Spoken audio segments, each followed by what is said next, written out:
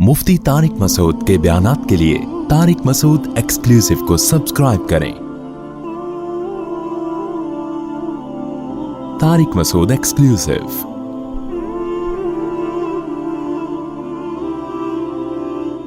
जब से आदम अलैहिस्सलाम दुनिया में आए तो देखो जो अब्बा होते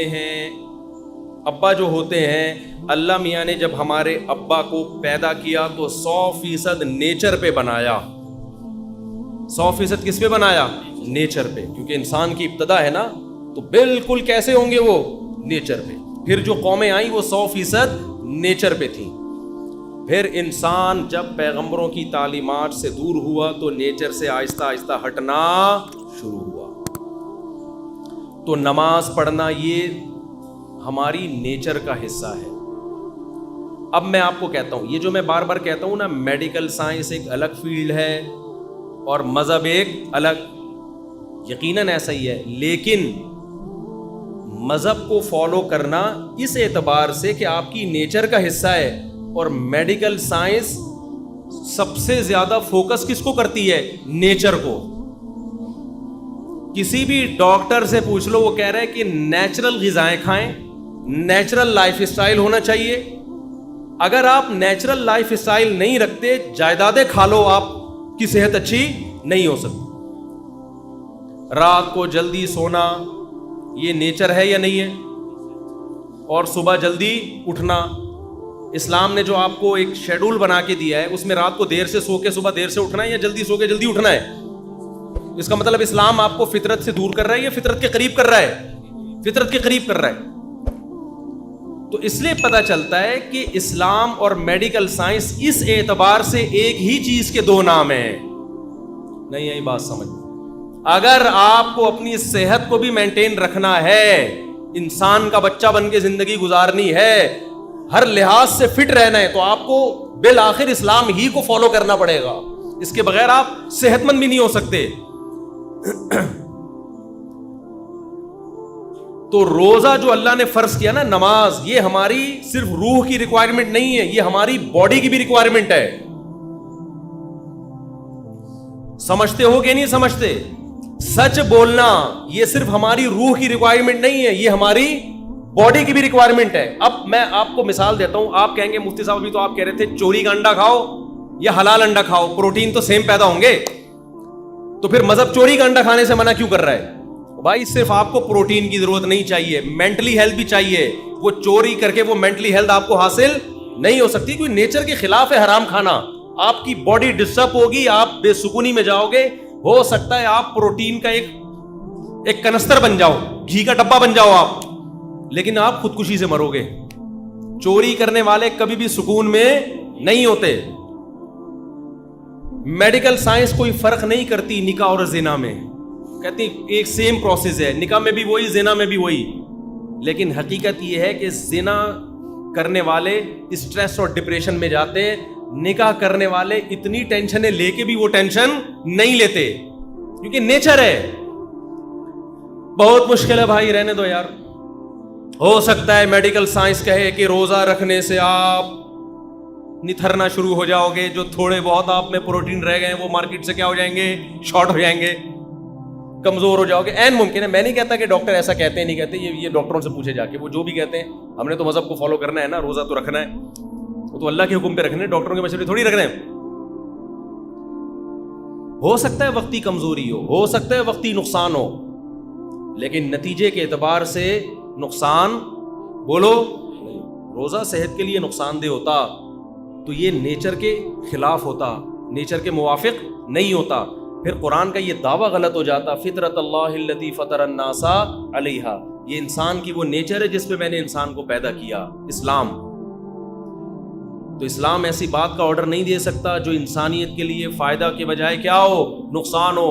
तो ये जो फोड़ना फाड़ना है ना, इतना फोड़ रहे हो, ये आपकी सेहत के लिए नुकसानदेह है। रसूलुल्लाह सल्लल्लाहु अलैहि वसल्लम ने फरमाया, बदतरीन बर्तन अल्लाह की नजर में, बदतरीन बर्तन जो भरा हुआ हो, वो इंसान का मैदा है। समझ में नहीं आ रही बात? अल्लाह को कोई ट्रे चावलों से भरी हुई हो ना, फुल भरी हुई, अल्लाह को बुरी नहीं लगेगी। कोई देग इतनी भरी हुई हो, ऊपर तक ढक्कन ही ना बंद हो रहा हो, اللہ کو بری, کوئی شاپر بریانی سے بھرا ہوا ہو, اللہ کو برا نہیں لگے گا. تون کسی کی دیگ کی طرح بھری ہوئی ہو, اللہ کو یہ عمل بہت, اب بولا نہیں جا رہا. دیکھو ابھی شادیوں کی بات کرتا فوراً 4 پہ انگلیاں اٹھا لیتے ہیں, نہیں آ رہی نا بات. سب سے زیادہ جو برتن جو انسان کا پیٹ اور معدہ ہے نا, اللہ کو یہ بھرا ہوا برا لگتا ہے, بالکل بھی اچھا نہیں لگتا. تو زیادہ کھانا, پھوڑنا, پیٹ بھر کے کھانا, اس سے پتہ چلتا ہے یہ صحت کے لیے مفید نہیں ہے. ہوتا تو اللہ حکم دیتے جب بھی کھاؤ اتنا کھاؤ کہ تمہیں اسٹریچر پہ لوگ اٹھا کے گھر لے کے جائیں. ایک بدعتی مولانا صاحب تھے, ان کا جب انتقال ہو گیا نا تو کسی گھر میں تیجے کی دعوت تھی. تیجا 40واں ہوتا ہے نا مردوں کے کھانے, پتہ نہیں کیسے حلق میں کیسے اترتے ہیں مردوں کے کھانے. لوگ میت کے کھانے عجیب سے ہی ہوتے ہیں یار, کھاتے کیسے ہیں. تو تیجے کا کھانا تھا کسی کے ہاں, تو بچوں کی ماں نے بولا کہ بیٹا آج تم بریانی کھانے جا رہے ہو, کل شریف کی بریانی ہے, سویم کی بریانی ہے, دیکھو اپنے باپ کی روح کو تکلیف نہ پہنچانا, ایسے کھانا جیسے تمہارا باپ کھایا کرتا تھا, تمیز سے کھانا, پھوڑ پھاڑ کے آنا, تاکہ تمہارے باپ کی روح کو قبر میں کیا ملے, سکون ملے. بچے گئے, کھانا شروع کیا, بہت کھایا, کھائے جا رہے ہیں. ماں کی نصیحت یاد آ رہی ہے, کوئی کھانچا خالی نہیں ہونا چاہیے. اتنا کھا لیا کہ اب چلا نہیں جا رہا. متزلہ العالیہ, جو سامنے آیا کھا لیا. دامت برکاتہم العالیہ, جو ملا کھا لیا. کھا کے جب یہاں تک اب چلا ہی نہیں جا رہا, تو ان کا خیال ہوا اب 2 بندے نا ان کو سہارے پہ لے کر آ رہے ہیں, پاؤں گھسٹ رہے ہیں زمین. ان کا خیال ہوا ماں کی طرف سے آج شاباش ملے گی. جب گھر میں گئے ماں نے ایک تھپڑ لگایا, بغیر تو تمہارا باپ اسٹریچر پہ لوگ اس کو اٹھا کے لاتے تھے اور تم چل کے آ رہے ہو, تم نے باپ کی روح کو تکلیف پہنچائی. یہ تو ایک چٹکلا ہے, لیکن آپ شادیوں میں کھانے کا حساب کتاب دیکھو, بہت افسوس ہوتا ہے. میں آپ لوگ کے علاوہ کی بات کر رہا ہوں, آپ کو تانے نہیں دے رہا. خدا کے بندو اپنی پلیٹوں میں اتنا بھرا کرو جتنا تمہارا پیٹ ہے, اتنا بھر لیتے ہیں بعض لوگ ہوس میں کہ کہیں اگلی ٹرپ میں ختم نہ ہو جائے. عزت کے ساتھ 2 نوالے کھا لینا جس میں آپ کو لیگ پیس نہ ملے, یہ ان بھری ہوئی پلیٹوں سے جس میں کوئی کیمرہ لگا کے دیکھ رہا ہو تو آپ کی عزت جائے. خدا کی قسم یہ 2 نوالے بہتر ہیں اس سے. تو اللہ تعالیٰ کیا چاہتے ہیں, مسلمان طبیعت سے پھوڑا کریں یا تھوڑا کھایا کریں. تو ہماری جو نیچر ہے نا, جو قدیم مذہب ہے, قدیم مذہب اسلام ہے, روزے ہیں, اس میں کم کھانا ہے, زیادہ کھانا نہیں ہے. انسان جب دنیا میں آیا کم کھاتا تھا, بعد میں پھوڑنا پھاڑنا شروع کیا اس نے. اللہ ڈاکٹروں کو بھی ہدایت دے, ہم سے تو اچھے ہی ہوں گے, میں میڈیکل سائنس میں ٹانگ نہیں اڑاتا, ڈاکٹروں کی فیلڈ ہے. جب کو غریب آدمی بھی جائے گا, یہ بھی کھا لو, وہ بھی کھا لو, یہ بھی کھا لو, یہ صبح یہ کھایا کرو. ہم جب اسکول میں پڑھتے تھے تو سائنس کا ٹاپک جب آیا نا, تو اس میں ناشتے میں کیا ہونا چاہیے, یہ اتنے مکھن, اتنے ڈبل روٹی, اتنے فلانا, اس پہ ڈبل روٹی بھی ہوتی تھی اس میں. اب تو شاید ڈبل روٹیاں نکال دی ہیں ڈاکٹروں نے. پھر دوپہر یہ ہونا چاہیے, پھر شام کو یہ ہونا چاہیے. ہم نے کہا بھائی یہ کیا کر رہے ہیں, یہ کیا کھلا رہے ہیں ہم کو. لیکن ہم سمجھتے تھے کہ یہ ضروری ہے صحت کے لیے. ہمیں قرآن میں, حدیث میں 2 ٹائم کے کھانے کا تذکرہ ملتا ہے. ناشتے کا لفظ عربی زبان میں, قدیم عربی میں نہیں ہے, یہ بعد میں آیا ہے. یہ گوروں کے, انگریزوں کے دنیا پہ جب حکومت ہوئی ہے نا, اس کے بعد ناشتہ بھی آیا, چائے بھی آئی, بسکٹ بھی آئے, ڈبل روٹیاں بھی آئی. یہ مسلمانوں کا کلچر نہیں ہے. ہمارا کلچر نمکین لسی تھا, کولڈ ڈرنک نہیں تھا. ہمارا کلچر روٹی تھی, اور وہ بھی بغیر چھنے آٹے کی روٹی, چکی کے آٹے کی روٹی. باپ دادا سے پوچھ لو اپنے, ڈبل روٹیاں ہمارا کلچر نہیں تھا. یہ گوروں کے آنے کے بعد ہم, کیونکہ وہ تو ہم تو اسلام کو فالو کرتے تھے نا, ہمارے باپ دادے. ہمارے حضرت فرمایا کرتے تھے ہم ناشتہ جانتے نہیں تھے ہوتا کیا ہے. ہمیں تو بعد میں جب انگریز آیا ہے نا, ہمارے باپ دادے بتایا کرتے تھے. وہ اس وقت بھی ہمارے حضرت کے دور تک ناشتہ کا رواج نہیں تھا. اب صبح اٹھ کے کہتے ہیں کھانا بہت ضروری ہے, خالی پیٹ نہیں رہنا چاہیے. کچھ بھی نہیں ہوتا میرے بھائی خالی پیٹ سے.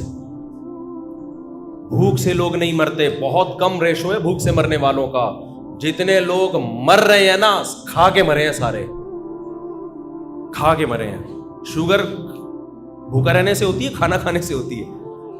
اچھا, لوگ میرے بیان پہ جب اعتراض کرتے ہیں تو ان سے میں ایک بات کہتا ہوں, کائنڈلی کسی بھی چیز کی پوری تحقیق کر لیا کریں اور بندے کا مطلب سمجھا کریں. میں نے ایک دفعہ بیان میں کہا جو میٹھا بہت کھاتے ہیں شوگر ہوتی ہے, تو کسی نے کہا میٹھا کا شوگر سے کوئی تعلق نہیں ہے. مجھے پتا ہے میٹھے کا شوگر سے کوئی تعلق نہیں ہے, میٹھا کھانے سے شوگر نہیں ہوتی, لیکن میٹھا کھانے سے وزن بڑھتا ہے, اور وزن بڑھنے سے کیا ہوتی ہے, شوگر. تو اتنے بیوقوف ہم ہیں نہیں جتنے لوگ سمجھ رہے ہیں ہمیں. میٹھا کھانے سے وزن تو بڑھے گا نا, اور وزن تو ہر بیماری, کینسر وزن بڑھنے سے ہوتا ہے. تو اتنے بیوقوف ہم ہیں نہیں, تبصرہ کرنے سے پہلے تھوڑا سا سوچ لیا کرو. ویٹ بڑھنا ہے, ویٹ تو ویٹ کھانا کھانے سے بڑھتا ہے یا کھانا چھوڑنے سے بڑھتا ہے؟ کھانے سے بڑھتا ہے, کھانے سے بڑھتا ہے. اوپر جتنے جائیں گے نوالے اتنا ویٹ بڑھے.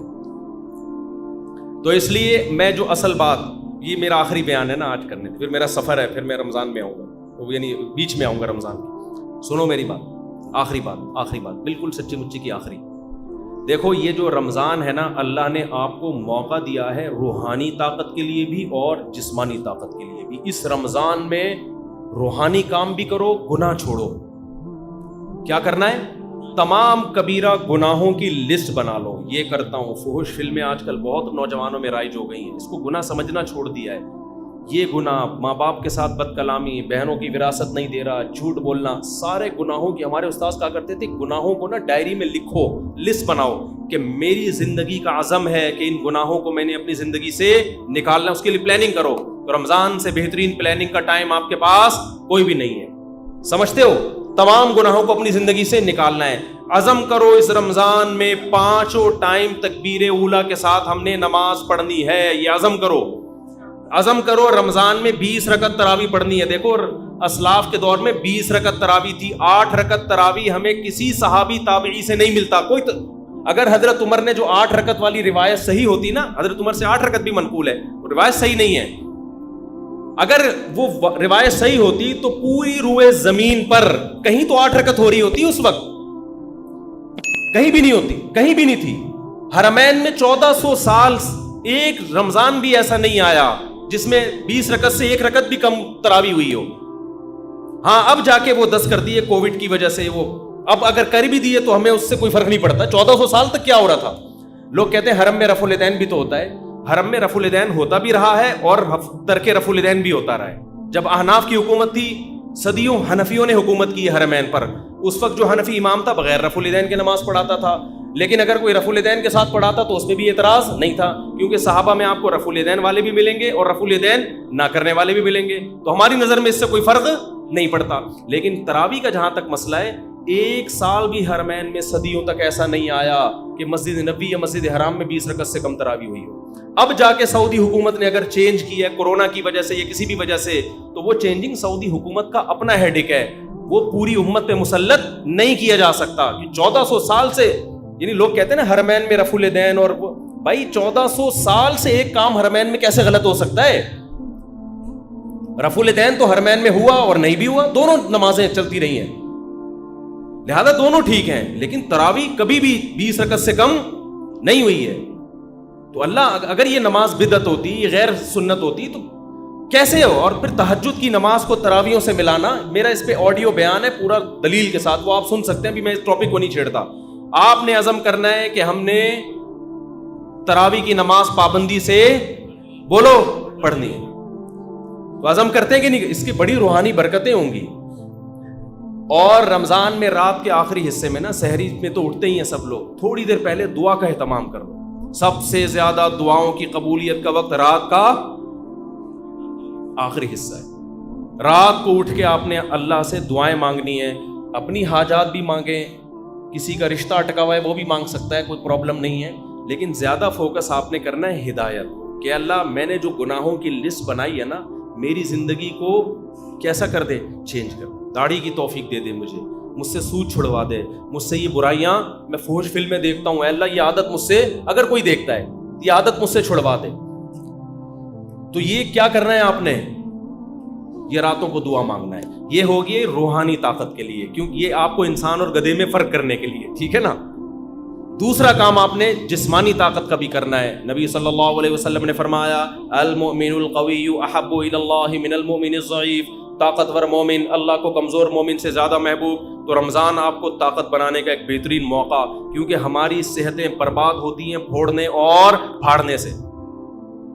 پھوڑنے کا مطلب کھا لیا, اور پھاڑنے کا مطلب 6 گلاس لسی کے اس کے اوپر. تو آپ نے کھانے پہ کنٹرول کرنا ہے رمضان میں. اللہ تعالیٰ آپ کو عادت ڈال دیتے ہیں کہ صبح سے لے کے شام تک آپ بھوکے رہتے ہیں. عام دنوں میں یہ پاسبل نہیں ہوتا, بھوکے رہنے کی عادت پڑ جاتی ہے. تو اس عادت کو مینٹین کریں, بھوکے رہنے سے کوئی نقصان نہیں. اچھا یہ ذہن میں رکھو, بہت سے لوگ کہتے ہیں رمضان میں ہمیں کمزوری ہو رہی ہے. کمزوری نہیں ہوتی, کیونکہ ہمیں میٹھا کھانے کی عادت پڑ چکی ہوتی ہے. گلوکوز لیول سے, گلوکوز ہر وقت باڈی میں بھرا رہتا ہے, تو میٹھا بھی ایک نشے کی طرح ہے. جب وہ نہیں ملتا تو انسان کو پریشانی ہوتی ہے, اس پریشانی کو وہ ویکنیس سمجھتا ہے. جن کو میٹھے پھوڑنے کی عادت ہے نا, روزانہ 6 لڈو کھاتے ہیں, ان کو جس دن 5 لڈو ملے نا, ان کو کمزوری محسوس ہوگی. مجھے لڈو کھانے کی عادت نہیں ہے, مجھے لڈو نہ ملے مجھے کوئی کمزوری نہیں ہوتی. تو میٹھے کی عادت پڑتی ہے, تو جب وہ میٹھا نہیں ملتا تو کمزوری محسوس ہوتی. وہ کمزوری نہیں ہوتی, وہ کمزوری کے نام پہ دھوکا ہوتا ہے. اس کا حل یہ کہ چھوڑ دو تو یہ ٹھیک ہو جاؤ گے. نہیں یاری بات میرا خیال ہے. تو آپ نے کیا کرنا ہے بھائی, صبح سحری میں پھوڑو نہیں, تمیز سے کوئی تمیز کی چیزیں کھا لو, اور افطاری میں بھی تمیز سے تمیز کی چیزیں کھا لو. وہ میں تمیز کی چیزیں بتا نہیں رہا آپ کو کیا ہے, وہ ڈاکٹروں سے پوچھ لو, حکیموں سے پوچھ لو, وہ میں نہیں بتاؤں گا کیونکہ میرا شعبہ نہیں ہے. ہو سکتا ہے پکوڑے والوں کا بزنس بند ہو جائے, سموسے والوں کا بیچاروں کا, کہہ رہے ہیں رمضان میں تو ایک ہمارا بزنس چل رہا تھا, ہمارے کیوں بزنس پہ لات مار رہے ہو. تو آپ 2-3 چیزوں پہ تھوڑا کنٹرول کر لیں, ایک آئل اور ایک چینی. سمجھتے ہو, کوکنگ آئل کو چھوڑ دو, نکال دو اپنے سے. یہ کوکنگ آئل جو بازار کی چیزیں جو بھی آ رہی ہیں نا, یہ خوب سمجھ لو یہ بزنس ہے, اس کا آپ کی صحت سے کوئی تعلق نہیں. کل میں نے دیسی گھی اپنے گھر میں خود نکالا, میں نکالتا رہتا ہوں, حالانکہ مجھے گفٹ میں بھی لوگ دے جاتے ہیں دیسی گھی, پھر بھی میں گھر میں اپنے ہاتھوں سے نکالتا ہوں. میری گائے ہے, میری بکری ہے, اسی کا بکری کا گھی بھی نکالا اور گائے کا گھی بھی نکالا. کل میں نے اس کا ولاگ بنا کے سوچ رہا ہوں چینل پہ ڈال دوں, بنا لیے, سوچ رہا ہوں چینل پہ ڈال دوں. اور اس میں بتا رہا ہوں کہ میں گھی نکالنے کے طریقے نہیں بتا رہا, یہ نیٹ پہ آپ کو بہت اچھے مل جائیں گے. میں صرف یہ بتا رہا ہوں کہ آپ گھر میں جب فارغ ہو نا, تو ان ایکٹیویٹیز میں اپنے آپ کو کھپائیں. PUBG سے آپ کی جان چھوٹ جائے. ایک واشنگ مشین لے لے, 10-15 ہزار کی پلاسٹک کی آتی ہے. جلدی بتا دوں, دودھ بوائل کیا آپ نے, ملائی نکال کے جمع کرتے رہیں, گھر والوں سے کہیں, وہ جب فریزر میں اوپر جمع ہو جائے گی تو پھر ایک دن نکال کے اس کو واشنگ مشین میں الٹا کر کے ڈال دیں, اور آپ اللہ بھلا کریں, نیٹ پہ سارے طریقے آپ کو مل جائیں گے. اور پھر آپ نے جلدی سے اس میں ٹھنڈا پانی ڈالا اور واشنگ مشین کو ڈرن کر کے گھما دیا, اوپر مکھن آ جائے گا, مکھن نکال کے گرم کیا, گھی. پہلے زمانے میں یوں کر کے نکالتے تھے, اس میں اپنا گھی زیادہ نکلتا تھا, گائے کا گھی کم نکلتا تھا. اب یہ سہولت سائنسی ترقی سے ہو گئی ہے کہ واشنگ مشین پلاسٹک کی لے لیں یا کوئی بھی اسٹیل کی, ڈرن گھمایا, نکال لیں. جب تک دکانوں سے اور بازاری چیزوں سے اپنی جان نہیں چھڑاؤ گے, صحت گئی تیل لینے, ٹھیک ہے نا. اور اب تو ڈاکٹر بھی کہہ رہے ہیں دیسی گھی کھاؤ بھائی, ڈاکٹر بھی کہہ رہے ہیں کہ یار یہ آرگینک چیزوں پہ آ جاؤ. تو یہ کام کریں گے, ذہن بھی خوش رہتا ہے انسان کا اس سے, اور فضول ایکٹیویٹیز سے بھی بچا رہتا ہے آدمی. تو اب تو ڈاکٹر بھی کہہ رہے ہیں کہ گائے گھر پال کے دودھ پی لو تو ٹھیک ہے, بازار کے بھینس کا کوئی بھروسہ, ٹیکے لگا کے پتہ نہیں کیا نکل, خیر ڈبوں سے پھر بھی بہتر ہے. تو آپ رمضان میں نا میٹھا کم کر کے اپنی صحت کو بہت اچھا بولو کر دو. بازاری چیزیں کیا کر دو, چھوڑ دو. شربت پینا ہے تو شہد اور لیمن ڈال کے پی لیا کرو. میں بھی چینی پی لیتا ہوں, اتنا نیک میں بھی نہیں ہوں جتنا ممبر پہ لگ رہا ہوں آپ کو, لیکن کوشش تو کر سکتا ہے نا انسان, باتیں تو اچھی کرے نا آدمی. تو اس رمضان میں نا تھوڑا سا خوراک پہ کیا کر لو, کنٹرول کر لو, اچھی چیزیں کھا لو. اور جو غریب آدمی جو بیچارہ نہیں کھا سکتا, تو غریبوں کی صحت ویسے ہی ٹھیک رہتی ہے. یہ سارے مسئلے مالداروں کے ساتھ ہیں, جن کے پاس پیزا اور برگر کھانے کے بہت زیادہ پیسے ہوتے ہیں. غریب آدمی کو تو جو ملا کھا لیا, اور اس کی باڈی کو ٹھا کر کے لگتا بھی ہے کہ ملتا کم ہے نا بیچارے کو. وہ اگر 2 لڈو کھا بھی لے گا نا, تو سارا دن میں 2 لڈو کچھ نہیں کریں گے, وہ طاقت ہی دیں گے اس کو. تو جس کے پاس پیسے ہیں وہ بھائی آرگینک چیزوں پہ آ جائے, اور کھجور کو فوکس کرے افطاری میں, اور تلی ہوئی چیزوں کو تھوڑا مارکیٹ سے شارٹ کر دے. کچھ نہیں مرے گا انشاءاللہ. آپ سمجھیں گے میں مر جاؤں گا, ایسا نہیں ہوگا.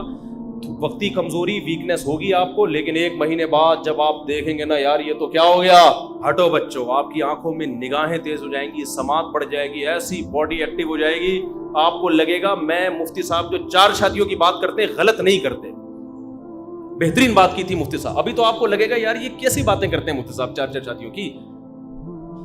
تو آپ ذرا 1 مہینہ روزہ رکھ کے دیکھیں نا, تمیز سے, پھوڑنا پھاڑنا کم کر دیں, کھجلے پینیاں نہ کھائیں سحری میں, تمیز کی چیزیں کھا لیں. وہ ڈاکٹر حکیموں سے پوچھیں کیا کھانا ہے, تو تمیز کی چیزیں کھا کے اپنی صحت کو کنٹرول کریں. تھوڑی سی توندیں تھوڑی سی پچکیں گی, تھوڑا کولیسٹرول لیول کم ہوگا, یا کولیسٹرول کم نہ بھی ہو فیٹ تھوڑا کم ہوگا, تھوڑے نتھریں گے, تھوڑے باریک ہوں گے, تھوڑا وزن کم ہوگا, پھرتیلی آئے گی باڈی میں, ہٹو بچوں ہو جائے گا. بس کیا ہو جائے گا, ہٹو بچوں, ایسے فٹ فاٹ.